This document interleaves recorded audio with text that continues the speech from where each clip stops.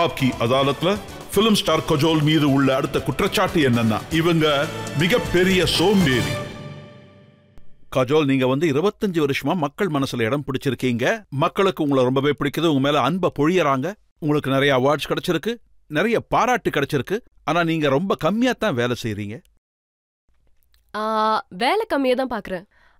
உங்களோட இந்த குற்றச்சாட்டு ஐ ஹாவ் டு சே நான் அப்படிதான். சோம்பேறிதான். கண்டிப்பா நான் கொஞ்சம் அப்படிதான். ஆனா நான் என்ன சொல்ல வரேன்னா, it is only in relation to my work.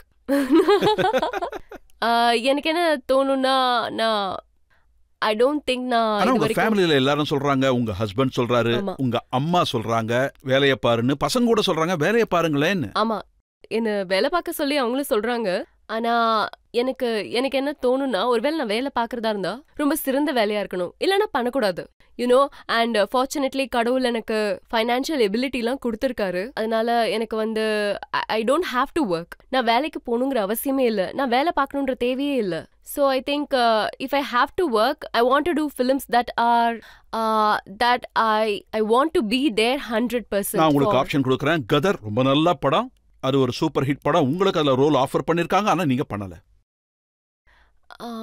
எனக்கு அது செட் ஆகும்னு எனக்கு தோணல. தில்சே டேட்ஸ் மேட்ச் ஆகாம போயிடுச்சு. அப்ப மொஹபத்தே எனக்கு ஆஃபர் பண்ணவே இல்லையே. ஆஃபர் பண்ணாங்களான்னு எனக்கு ஞாபகமே இல்ல. தில் தோ பாகல்ல ஆஃபர் இருந்தது. ஆமா, நிச்சயமா.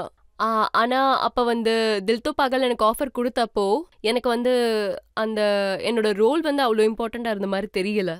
அப்புறம் 3 Idiots கரீனா கபூர் ரோல உங்களுக்கு தான் முதல்ல ஆஃபர் பண்ணாரு. அவர் என்கிட்ட சொன்னாரு, ஸ்கிரிப்ட் என்கிட்ட அவர் சொன்னப்போ நான் அவர்கிட்ட என்ன சொன்னேன்னா, அந்த மாதவன் ரோல என்கிட்ட கொடுத்துருங்கன்னு நான் பண்றேன்னு சொன்னேன். ஆனா அவங்க முடியாதுன்னு சொல்லிட்டாங்க. உங்களுக்கு ஹீரோயின் ரோல் தான் கொடுக்க முடியும்னு. இல்ல முடியாது, நான் மாதவன் ரோல் தான் பண்ணுவேன்னு சொன்னேன். அதுக்கப்புறம் நான் உங்ககிட்ட சொன்னேன், out of 3 Idiots one of them be a girl na, it's okay. He said no. நீங்க அவரோட மொத்த கதையையும் மாத்த பாத்துருக்கீங்க. நிச்சயமா பண்ணிருப்பேன். ஒருவேளை அந்த படத்தை நீங்க பண்ணிருந்தீங்கன்னா உங்களுக்கு இப்படி தோணலையா? உங்களுக்கு இன்னும் நிறைய மக்கள் கிட்ட அன்பு கிடைச்சிருக்கும் இல்ல? நான் இது வரைக்கும் எந்த படத்தையும் நான் என்னோடதுன்னு எடுத்துக்கிட்டது இல்ல. நான் அதுல வேலை செய்யாத வரைக்கும் அந்த படம் என்னோடது இல்ல. அது கரீனாவோட படம், அது அமிஷாவோட படம், அதுக்கப்புறம் மற்ற ரோல்ஸ்லாம் அவங்களுக்கு சம்பந்தப்பட்டது. இது மத்தவங்களோட படம் தான். நான் முடியாதுன்னு சொல்லிருக்கலாம் படத்துல நடிக்கிறதுக்கு, அதனால அது என்னோட படம் ஆயிடாது. ஏதாவது ஒரு ரோல நீங்க பாத்துட்டு இந்த ரோல நான் பண்ணிருந்தா நல்லா இருக்கும், இதுல நமக்கு வாய்ப்பு கிடைச்சிருந்தா நல்லா இருக்கும்னு நினைச்சிருக்கீங்களா? அப்படி ஒரு எண்ணம் வந்திருக்கா? எனக்கு என்ன தோணும்னா, இப்போ இந்த பிலிம் இண்டஸ்ட்ரியில இருக்கிற time it's a fabulous time. Film இண்டஸ்ட்ரிக்கு இது ரொம்ப நல்ல டைம், முக்கியமா ஆக்டர்ஸ்க்கு. ஏன்னா ரொம்ப வித்தியாசமான ஸ்கிரிப்ட்ஸ் எழுதிட்டு இருக்காங்க, ஃபன் பண்றாங்க. உங்களை மாதிரி ஆளுங்க டிஃப்ரெண்டான படங்களை பார்க்க ஆரம்பிச்சிருக்கீங்க. Thanks to you. அதாவது ரியலி தேங்க்ஸ் a lot. அதாவது நீங்க எல்லாரும் எங்களுக்கு பாசிபிள் ஆக்கிருக்கீங்க. நாங்களும் வித்தியாசமான படங்களை பண்ண முடியும்னு. அதாவது நீங்க இப்ப பாத்தீங்கன்னா, அதாவது ஐ டோன்ட் திங்க் துமாரி சொல்லு 8 வருஷத்துக்கு முன்னாடியோ 10 வருஷத்துக்கு முன்னாடியோ பண்ணிருக்க முடியும்னு. அந்த மாதிரி யோசிச்சிருப்பாங்களா? அதுக்கு யாராவது ஃபண்ட் பண்ணிருப்பாங்களான்னு. என்ன யோசிச்சிருப்பாங்கன்னா, if it's not going to work, சொல்ல போனா நம்ம ஒரு பிசினஸ்ல இருக்கோம். So it has to be financially viable also for the producer to make the film. So thank you all of you, thank you.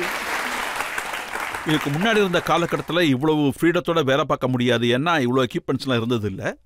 வேலை பார்க்கறது கஷ்டமா தான் இருந்தது, ஆனா நிறைய வேலை செய்யறது சுலபமா இருந்தது. ஒருவேளை நாங்க 4 படத்துல நடிச்சிருந்தா ப்ரமோஷன்ல பண்ணிருக்க மாட்டோம் அந்த காலகட்டத்துல. அந்த ஒரு 50 நாள் சேவ் ஆயிடும்.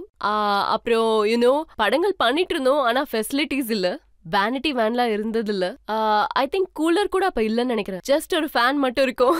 இல்லனா எங்கேயாவது ஒரு நியூஸ் பேப்பர் இருந்தா அப்புறம் அதை வச்சு ஓட்டுறது. பட் ஐ திங்க் அதுல ஒரு என்ஜாய்மெண்ட் இருந்தது. அந்த என்ஜாய்மெண்ட் ரொம்ப நல்லா இருக்கும். யூனோ அந்த எக்ஸ்பீரியன்ஸ் பத்தி கேட்டுட்டு இருந்தப்போ உங்களுக்கு ஒரு தடவை ஒரு பஸ் கிடைச்சிருக்கு, அதுல லூ இருந்திருக்கு, டாய்லெட் இருந்திருக்கு. அதை பார்த்து பயங்கர எக்ஸைட் ஆயிட்டீங்களாமே அந்த டயத்துல நீங்க? ஸ்விட்சர்லாந்துக்கு நாங்க டிடிஎல்ஜி ஷூட்டிங்காக போயிருந்தப்ப, ஆமா கண்டிப்பா எங்களுக்காக ஒரு பஸ் கிடைச்சது, அதுவும் பாத்ரூமோட. we were so excited. ஒவ்வொருத்தரும் போய் அந்த பாத்ரூமை திறந்து பாக்குறாங்க. ஐயோ இவ்வளவு நல்லா இருக்கு, பாருங்கன்னு. இது நம்ம கூடயே வரப்போகுதா? நம்ம எங்க போனாலும் அதுவும் நம்ம கூடயே வரும்னு சொல்லிட்டு இருந்தாங்க. So yeah, we were so excited about that bus. இதுக்கு முந்தைய காலகட்டங்கள்ல ஷூட்டிங் நடக்கும்போது, அதாவது அவுட்டோர் ஷூட்டிங்லலாம் ட்ரெஸ் சேஞ்ச் பண்ண இடம் இருக்காது, ஸ்டுடியோஸ்குள்ள கூட இந்த அளவுக்கு ஃபெசிலிட்டிஸ் இல்லைன்னு சொல்லியிருந்தாங்க. என்ன சேஞ்சஸ் ஏற்பட்டிருக்கு? அதுவும் ஒரு டிஃப்ரெண்டான, we have to be more creative.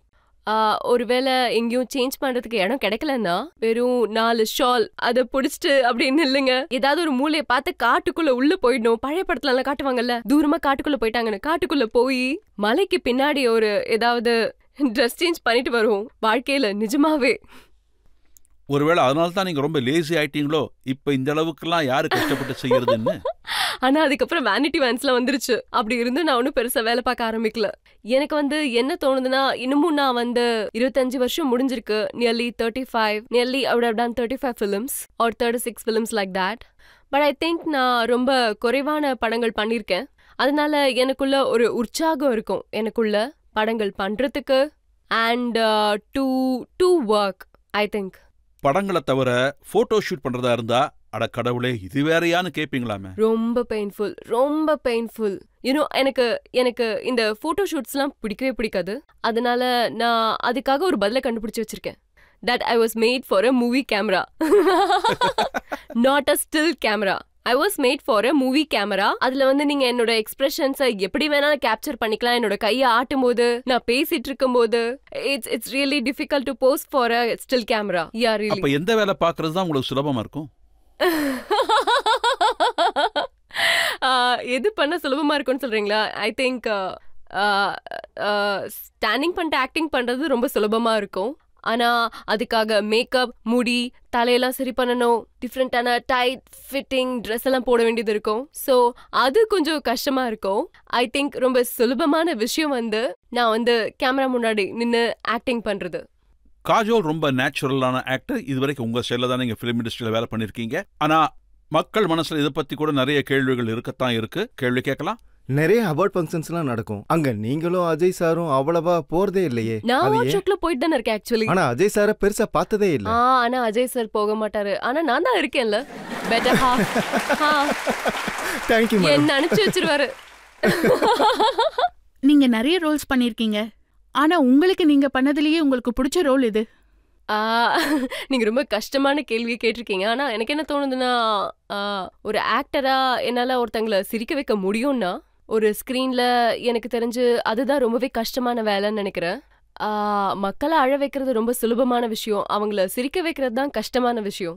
எனக்கு ரொம்ப அதிகமா எப்ப வேலை பார்த்தேன்னா, ரொம்ப அதிகமா வேலை இதுல பார்த்தேன்னா உதார் கி ஜிந்தகி படத்துல. அப்போ எனக்கு 18-19 வயசு தான் இருக்கும். அப்போ நான் அந்த படத்துல நடிச்சேன். அப்போ எனக்கு அது ரொம்ப ஹெவி ஃபிலிம், ரொம்பவே ஹெவியான படம்.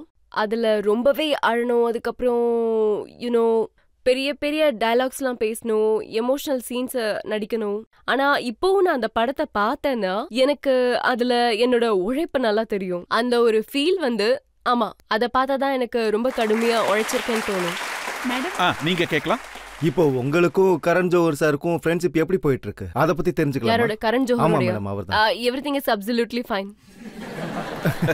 ரொம்ப நல்லா போயிட்டு இருக்கு. இந்த சோஷியல் மீடியால இது நடந்துகிட்டே இருக்கும். நீங்க கரண் ஜோஹர் கூட சண்டை போட்டுட்டீங்க. 25 வருஷம் ஃப்ரெண்ட்ஷிப் கட் ஆயிடுச்சு. ரெண்டு பேரும் ஒருத்தரோட கழுத்தை ஒருத்தர் வெட்டுறதுக்கு தயாரா இருக்கீங்க. நீங்க உண்மையிலே நீதிமன்றம் மாதிரி தான் பேசுறீங்க. கழுத்தை வெட்ட துணிஞ்சிட்டாங்களா? இல்ல உண்மையில அப்படிலாம் நடக்கவே இல்ல. ஐ திங்க் ஃப்ரெண்ட்ஷிப்ல சண்டை இருந்துட்டே தான் இருக்கும். அண்ட் உண்மையான ஃப்ரெண்ட்ஸை பார்த்தீங்கன்னா சண்டை போட்டதுக்கு அப்புறமாவும் அண்ட் நட்புங்கிறது தொடர்ந்துட்டே தானே இருக்கும். அதனால நாங்க இப்பவும் ஃப்ரெண்ட்ஸா தான் இருக்கோம். தேங்க்யூ. கரண் அர்ஜுன் படத்துல உங்களுக்கு ஒரு முக்கியமான டயலாக் இருக்கு. நான் என்ன நினைச்சேன் நீங்க கரண் ஜோஹர் பத்தி கேள்வி கேட்பீங்கன்னு. கரண் அர்ஜுன் படத்துல வாழ்க்கையில நடக்க போற விஷயங்கள் நாம யோசிச்சிருக்க மாட்டோம். இந்த டயலாக் உங்களுக்கு ஞாபகம் இருக்கா? வாழ்க்கையில நடக்கிறத நம்மளால யோசிக்க முடியாது. யோசிக்கிறது எப்பவுமே நடக்கவும் நடக்காது. ஆனா எப்பவும் நடக்காதது எப்பவாவது நடந்துடும். கண்டிப்பா. I totally agree with you. இது என் வாழ்க்கையோட கதை தான். நான் பிலிம் இண்டஸ்ட்ரிக்குள்ள என்டர் ஆவேன்னு ஒரு நாள் நினைச்சு பார்த்ததே இல்ல. அது என் விஷயத்துல நடந்துருச்சு. நான் பிலிம் இண்டஸ்ட்ரியில நுழைஞ்சிட்டேன். நான் என் வாழ்க்கைய பத்தி என்ன பண்ணணும் என்ன பண்ணக்கூடாதுன்னு யோசிச்சு வச்சிருந்தேனோ அதை நான் பண்ணவே இல்லை. அண்ட் நான் என்ன யோசிச்சேனோ அதான் நடந்திருக்கு. நான் ஒரு ஆக்டரை கல்யாணம் பண்ணிப்பேன்னு நினைக்கவே இல்லை. அதுவும் நடந்துருச்சு. சோ இந்த பர்டிகுலர் டயலாக் உங்க வாழ்க்கையே பிரதிபலிக்குதா? கண்டிப்பா கண்டிப்பா. ஐ திங்க் எல்லா இடத்துலயும் எல்லா டெசிஷன்ஸும் எல்லாமே அப்படிதான் இருக்கு.